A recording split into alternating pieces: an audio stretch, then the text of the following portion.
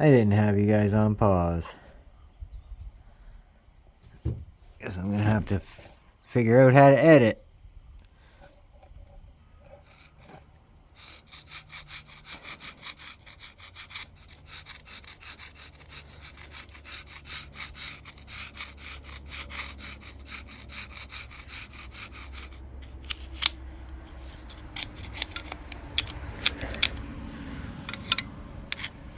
So I'll do a little bit more blowing.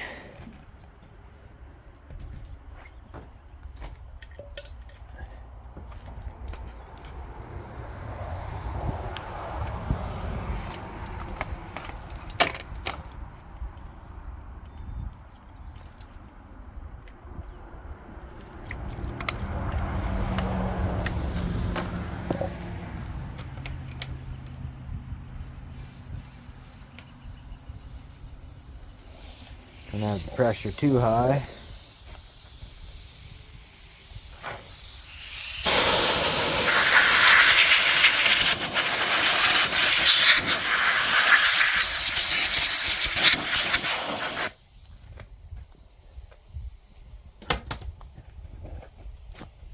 Absolutely covered myself when I went to blow.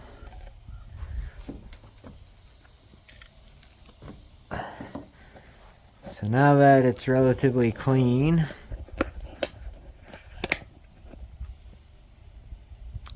and the pulley's off, and a fan, you can see that switch is for the reverse. This little lever here, when it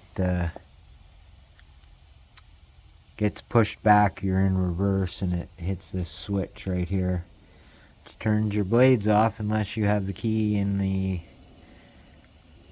correct operating position.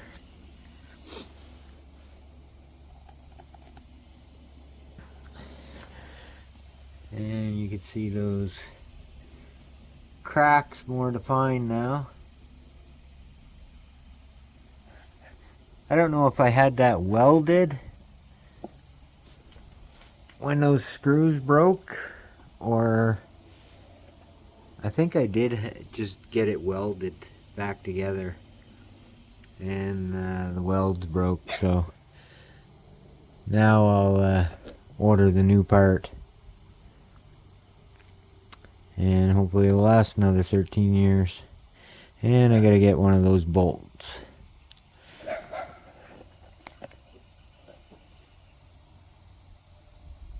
I'll just pause it. Okay.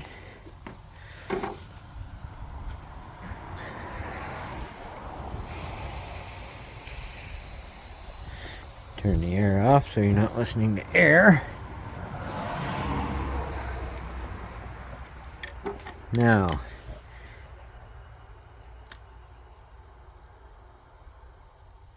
they say in the manuals you can't service these engines, or transaxles, transmissions, whatever you want to call them. The fluid is the fluid for life of the transaxle, which they say in cars now for automatic transmissions, because they don't have a dipstick. This is completely false. The fluid is good for the warranty of the item. You will not, more than likely, not have an issue with your transaxle transmission for the warranty of the vehicle. If you want to make it last a lot longer than the warranty, then you have to do something with the fluid, and that is change it. These transaxles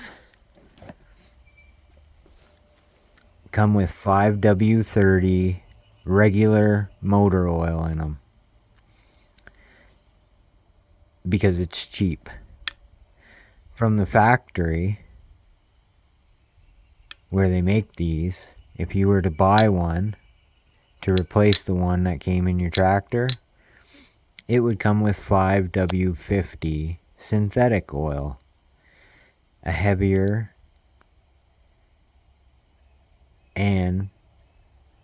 oil, and a synthetic oil, which will last and protect a lot longer against heat and everything else.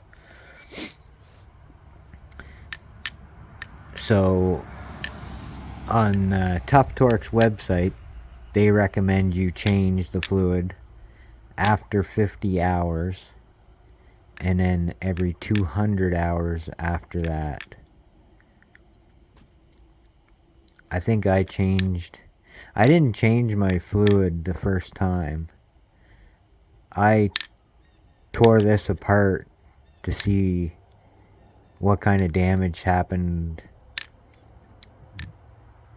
before I changed over to synthetic, and there thankfully wasn't much, if in any. There was a little bit of wear, but nothing extraordinary.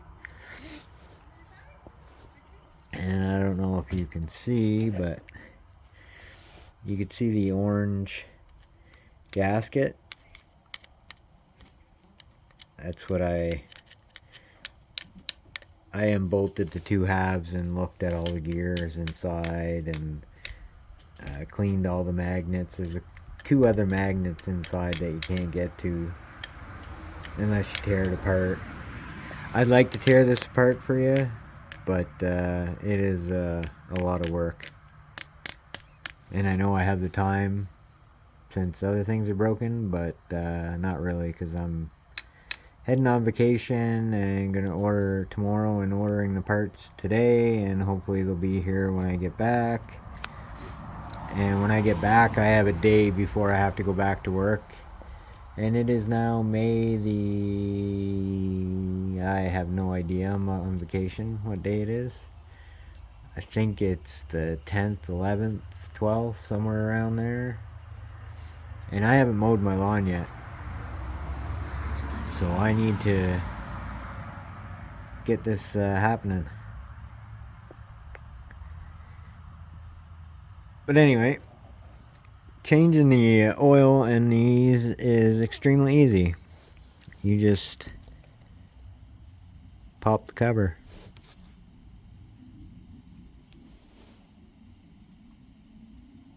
Pop the cover. That easy.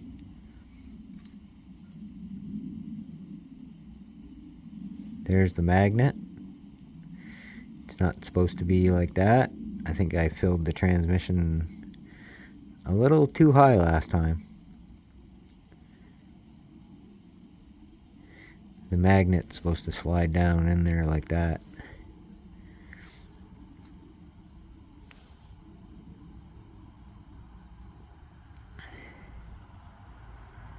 There's a little bit of metal on there, but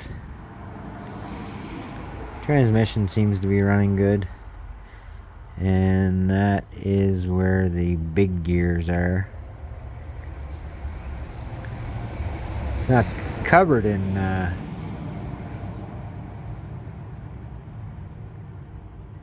metal, but there's a little bit. So we'll clean that out, dump what's in there, and we will refill it with 5W50 synthetic. They recommend using Tuff Torq fluid, but I just use Castrol Edge. That's the only fluid I can find around here in 5W50.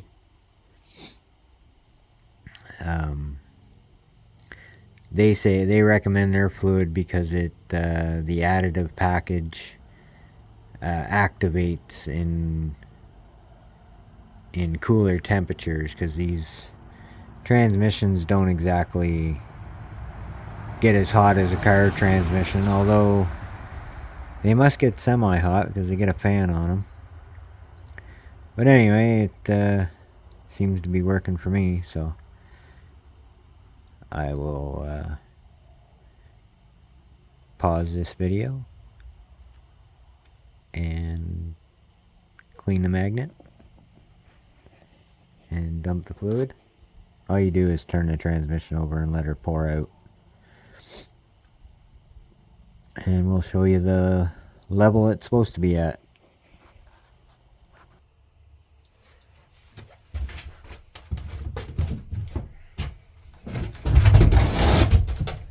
This part is easier when the tires are on it.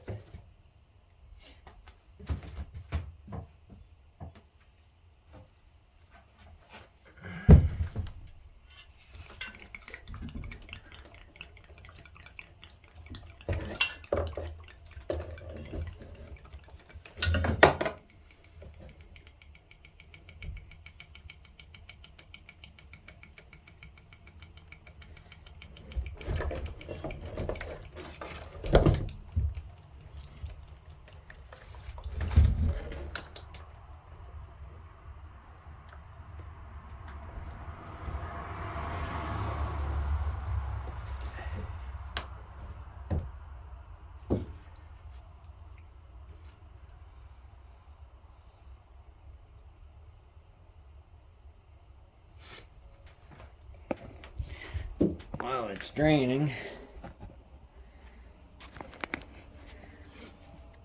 to take it apart, you got all these bolts around the edge and the two bolts in the middle. These two bolts are longer bolts. All the other ones are the same size. You just undo all of them. And you got little tabs here to break it apart. One there, one over here. You just pop the cover off and leave it upside down, or everything will fall out. You do not want everything to fall out.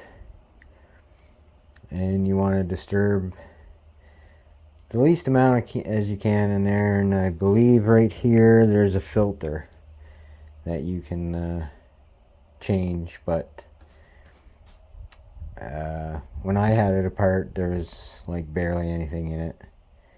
There was more on the magnets than anything else.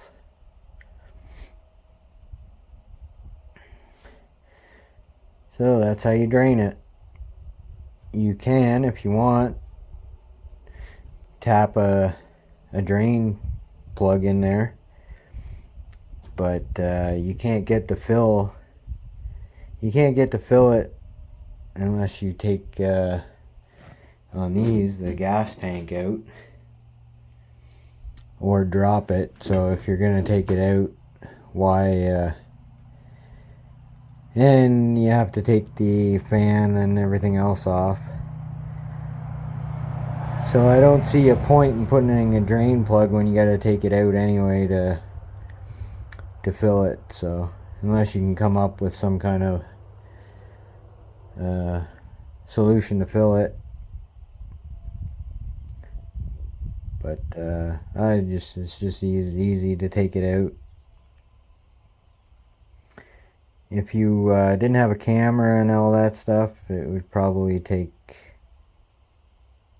maybe 20 minutes, 25 minutes to get it out. If you're a good mechanic, unlike myself, who just does it because it's cheaper than bringing it to a repair shop, and maybe 10 minutes, 15 minutes, especially if you have if you had a lawnmower hoist and all that nice fancy stuff, you could probably do it pretty quick. It's only 4 bolts, 6 bolts, and 3 connections. So pretty simple. But I am going to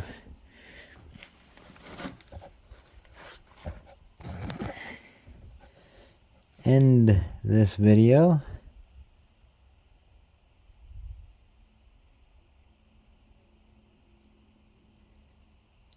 And maybe I'll make a part 3 of putting it back together. Oh no, just a minute, I gotta show you how much oil